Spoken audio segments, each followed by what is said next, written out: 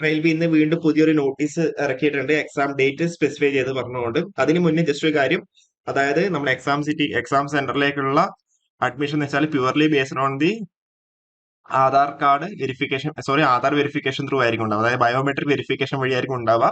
അത് ഈ ഒരു നോട്ടീസിൽ സ്പെസിഫൈ ചെയ്ത് പറഞ്ഞിട്ടുണ്ട്. അതായത് നിങ്ങൾ ഇതുവരെ ആധാർ ലിങ്ക് ചെയ്തില്ല എന്നുണ്ടെങ്കിൽ എത്രയും പെട്ടെന്ന് തന്നെ നിങ്ങൾ ലിങ്ക് ചെയ്യാന്നുള്ളത്. ഓക്കെ, അപ്പൊ അതിലേക്ക് നമുക്ക് വരാം. അപ്പോൾ അത് ഈ ഒരു നോട്ടീസിൽ കൃത്യമായിട്ട് പറയുന്നുണ്ട്. അതിന് മുന്നേ നമുക്ക് എക്സാം ഡേറ്റിന്റെ കാര്യം പറയുകയാണെന്നുണ്ടെങ്കിൽ, എക്സാം ഡേറ്റ് ALPയുടെ കേസിൽ നവംബർ 25, 26, 27, 28, 29 ദിവസങ്ങളിൽ, അതായത് 5 ദിവസമായിട്ടാണ് ALPയുടെ എക്സാം നടത്തുന്നത്.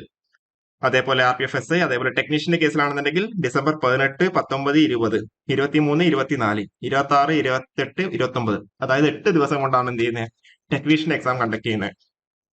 ജെയുടെ കേസിലാണെങ്കിൽ വെറും 3 ദിവസം കൊണ്ടാണ് എന്ത് ചെയ്യാം, ജെയുടെ എക്സാം കംപ്ലീറ്റ് ചെയ്യുന്നത്. അതായത് ഡിസംബർ 13, 16, 17. ഡിസംബർ 13, 16, 17.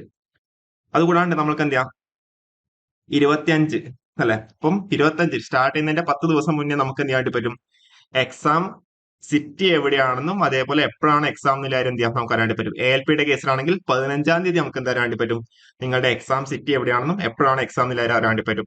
ടെക്നീഷ്യന്റെ കേസിലാണെങ്കിൽ ഡിസംബർ 8-ാം തീയതി എന്ത് ചെയ്യാം, നിങ്ങൾക്ക് അറിയാൻ പറ്റും. അതേപോലെ ജെയുടെ കേസിലാണെങ്കിൽ എന്ത് ചെയ്യാം, ഡിസംബർ 3-ാം തീയതി നിങ്ങൾക്ക് അറിയാൻ പറ്റും എപ്പോഴാണ് എക്സാം, 13-ാം തീയതി ആണോ, 16-ാം തീയതി ആണോ, 17-ാം തീയതി ആണോ.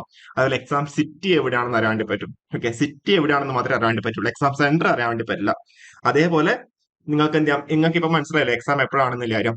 അപ്പൊ അതിന്റെ ആ എക്സാം ഡേറ്റിന്റെ 4 ദിവസം മുന്നേ എന്ത് ചെയ്യാൻ വേണ്ടി പറ്റുള്ളൂ, നിങ്ങൾക്ക് അവിടെ അഡ്മിറ്റ് കാർഡ് ഡൗൺലോഡ് ചെയ്തെടുക്കാൻ വേണ്ടി പറ്റുന്നുണ്ടാവും. അഡ്മിറ്റ് കാർഡിലായിരിക്കും ഡീറ്റെയിൽ ആയിട്ടുള്ള കാര്യങ്ങളൊക്കെ ഉണ്ടാവും. അതായത്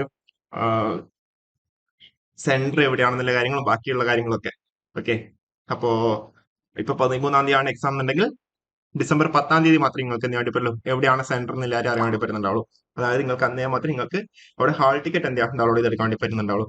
16-ാം തീയതി ആണെന്നുണ്ടെങ്കിൽ നിങ്ങൾക്ക് എന്ത് ചെയ്യാം, അതിന് 4 ദിവസം മുന്നേ, ഐ മീൻ 12-ാം തീയതി ആയിരിക്കും എന്ത് ചെയ്യാം, നിങ്ങൾക്ക് അവിടെ ഹാൾ ടിക്കറ്റ് ഡൗൺലോഡ് ചെയ്തെടുക്കാൻ വേണ്ടി പറ്റുന്നുണ്ടാവുള്ളൂ.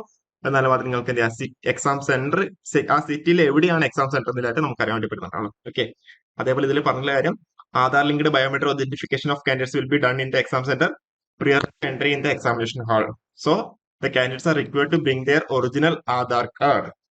അതേപോലെ എന്താ പറഞ്ഞേക്കുന്നത്, candidates are once again advised to authenticate their identification through Aadhaar verification if not done already by login with the credentials at rrbapply.gov.in to facilitate smooth entry at the examination centre.